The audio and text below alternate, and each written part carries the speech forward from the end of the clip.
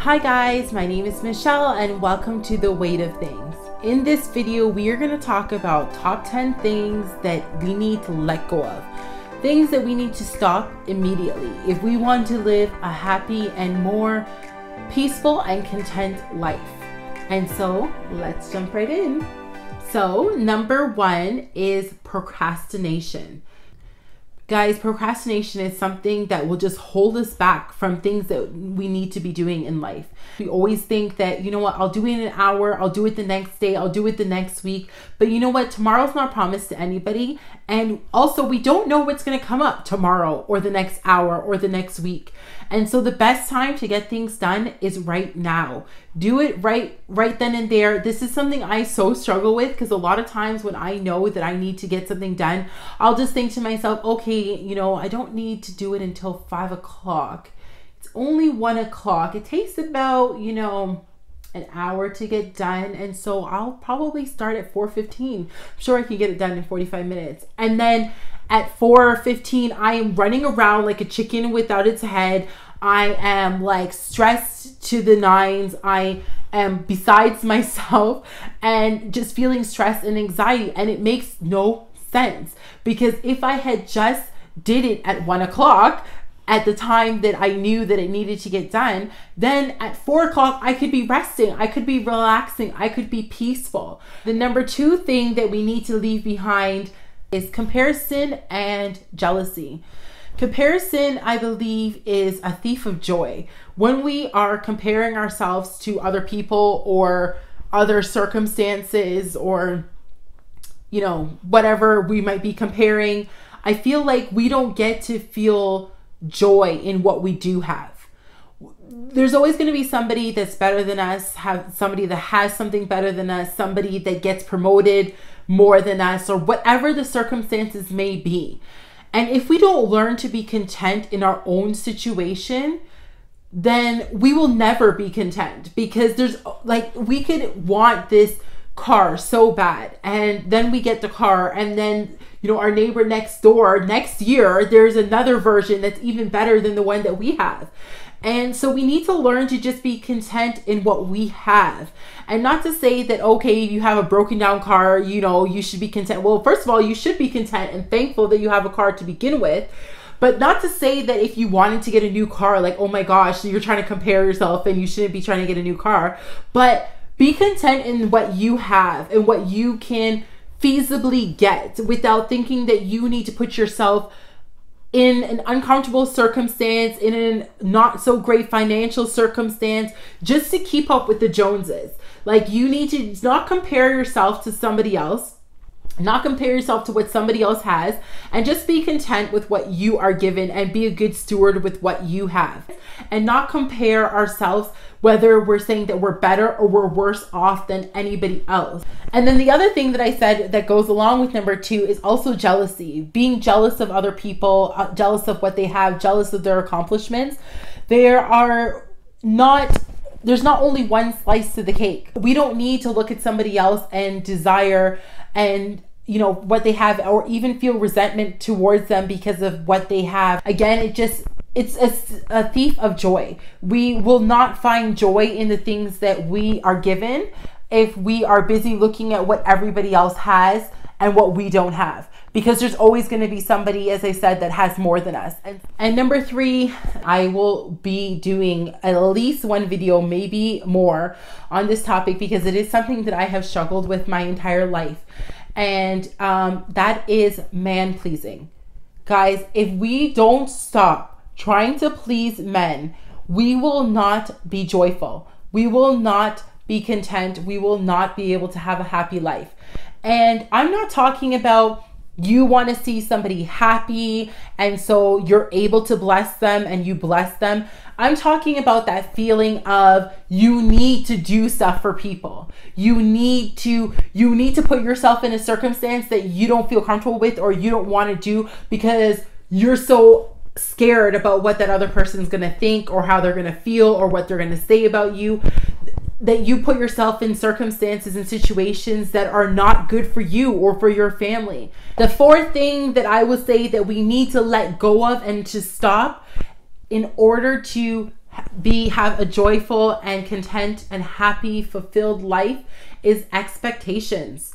Now, there are some expectations that are reasonable. Like if you go to a restaurant that has servers, of course you're going to expect that at some point the server is going to come and ask you if you'd like a drink or what you'd like to order on the menu. But a lot of times we are expecting things from people, expecting things from spouses, from whatever it may be we're expecting things from. And when they don't live up to that expectation, where in a lot of times people will not live up to that expectation, because we're all flawed. We're all human beings. We are all going to disappoint one another at some point or another. We are all going to fall below the expectation that somebody has for us.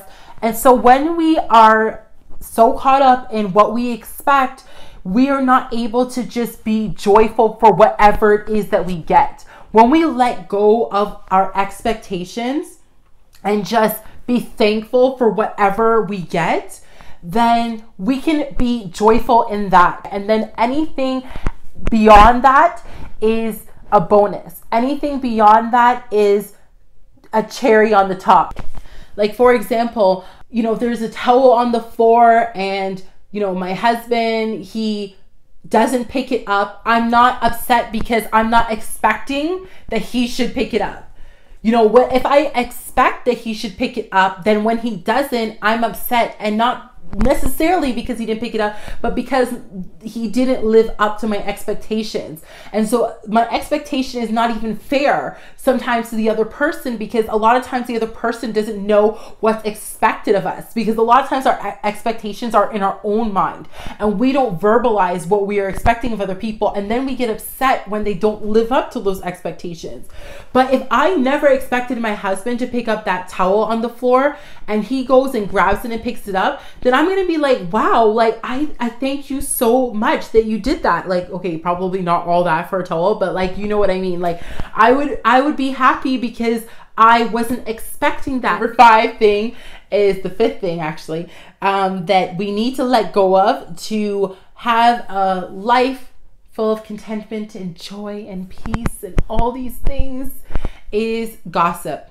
Ladies and gentlemen, it is not your business what Susan said about Sally when Sally's husband was at the grocery store and Sally's husband saw Jacob, and that is not your business.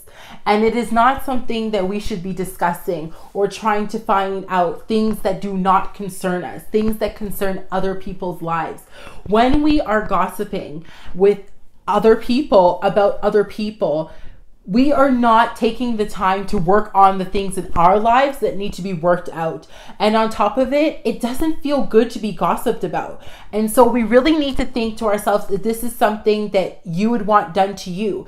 If you're not going to be saying, Sally is so awesome, Sally is great, Sally is, whatever, and saying, like, sharing good things and positive things about Sally, then we probably shouldn't be saying it at all, and especially not discussing stuff that's Sally's business that Sally didn't tell you herself, that has nothing really to do with you and has nothing to do with your life. It's not going to benefit your life or negatively impact your life in any kind of way. Then what's happening in Sally's house has nothing to do with you and should not even be coming out of your mouth or into your ears at all. The 6th thing to get rid of and to stop doing is to stop feeling shame. You know what? When we do things that we shouldn't do, it is good for us to feel a little uncomfortable, a little bit of shame, a little bit of, like, oh man, I really did that thing. A little bit of just being down about that horrible thing that we did. But it should not be to a place that we are condemning ourselves, that we are like months have gone on and we just can't move past this thing, and this thing happened 10 years ago, but we're still so embarrassed, and this thing is just, we just feel so shameful about it. And you know what? There's some things in my life that I will discuss in future videos that have happened in my life that I did not do to myself. And one thing I realized is that a lot of us, we can feel shame even though we didn't do anything in that circumstance to deserve what happened to us. And that shame can cause us to not heal and cause us to not move on and move forward and really grow and become the person that we're supposed to be and really feel joy and content. And I feel like shame is definitely something that we have to let go of, because especially when it's something that we did not do. If something has been done to you, you have no reason to feel shame about it. And it's something that naturally happens, but we need to learn to let go of that shame and realize that we have nothing to feel shame about in that circumstance. And even if it is something that we did, if we told a lie, we stole, whatever it is that we did, we need to realize that what we did is wrong, try to right the wrong, repent, ask for forgiveness, do all of those things that are like imperative to make it right.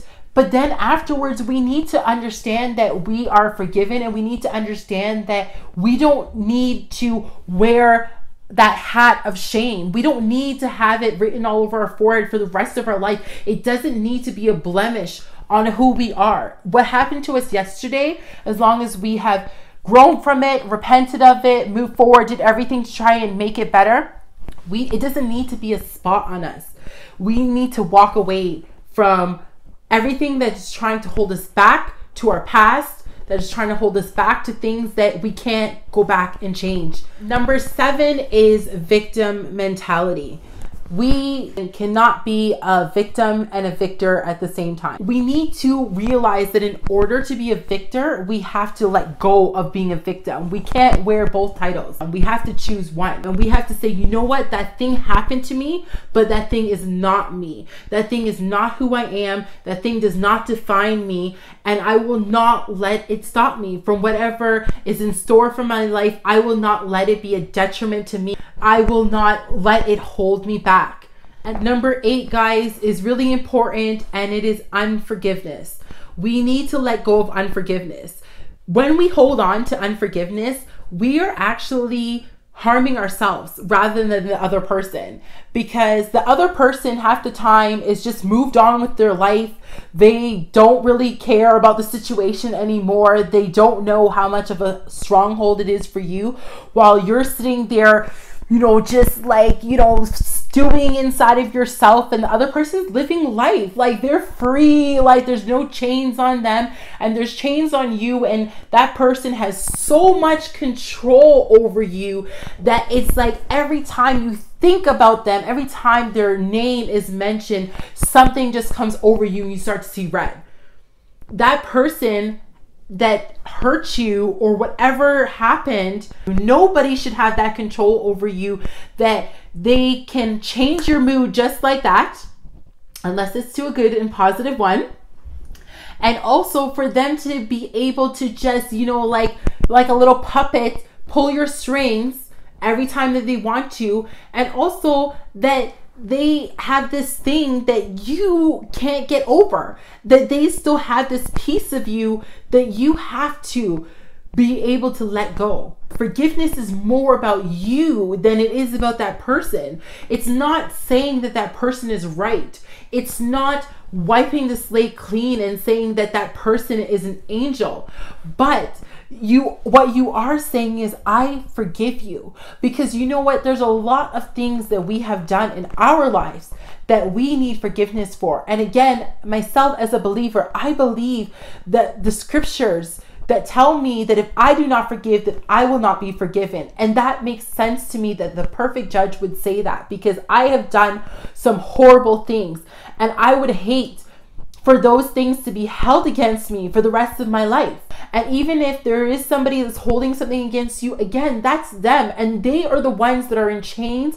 They are the ones that are not free. We should attempt, if at all possible, to be at peace with them, to make it right with them, to apologize, whatever we need to do so that they can be at peace. But again, I'm always going to focus on what we as individuals need to do, because that's the only thing we have control over. And we need to learn to forgive. Number 9 is getting offended.